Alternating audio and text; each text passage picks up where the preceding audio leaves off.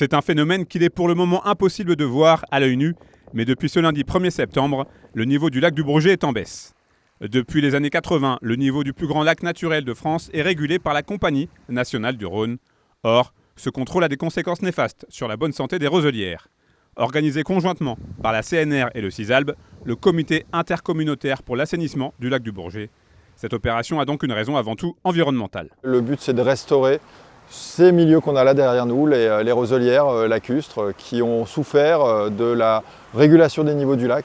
Et donc, c'est une opération où on baisse exprès les niveaux du lac pour mettre à l'air libre finalement les pieds de ces roselières et qu'elles se réoxygènent et qu'elles s'étendent. On a 7 ans un peu de retour derrière nous et on fait des campagnes de photos aériennes par drone pour regarder l'évolution des surfaces. Et on voit que depuis qu'on a mis en place cette baisse exceptionnelle, depuis la première baisse, on a gagné entre 20 et 40% de surface de roselières. Donc ça, c'est très intéressant parce que ces roselières sont des zones de nidification pour les oiseaux et c'est aussi des zones de refuge pour les juvéniles de poissons, les alevins de poissons. Avec ses 44,5 km² de superficie, le lac du Bourget a traditionnellement deux côtes, 231,77 mètres en été et 231,47 mètres en période hivernale. L'idée est donc de baisser le niveau actuel, et c'est au barrage de Savières que cela se passe. En fait, c'est un barrage avec des clapets qu'on ouvre et qu'on descend. Et ces clapets sont actionnés là, par la Compagnie nationale du Rhône.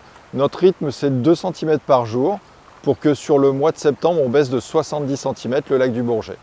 Et à partir du mois d'octobre, on reste à ce niveau exceptionnellement bas tout le mois. Et ensuite, on le fera remonter naturellement. Avant 80, le lac variait naturellement. Donc il pleut beaucoup, il monte, il pleut pas, il descend. C'était aussi simple que ça. Maintenant, c'est un peu plus compliqué. Pendant ces 3 mois, la prudence sera donc de mise pour les usagers du lac. Il y a un arrêté qui est pris, un arrêté préfectoral, pour interdire les plongeons, les sauts au lac du Bourget. Parce que oui, au mois de septembre, on a encore des beaux jours devant nous. Il y a des gens qui se baignent, mais les conditions vont être différentes. Donc, interdiction de plongeon partout autour du lac. On a mis des panneaux pour ça un peu partout. Et puis aussi, la navigation en bordure, il faut être un peu plus vigilant parce qu'on a l'habitude de passer à des endroits où on a du fond. Et là, il y aura un peu moins de fond et potentiellement des blocs, des rochers qui peuvent être apparents. Donc, il faut être prudent.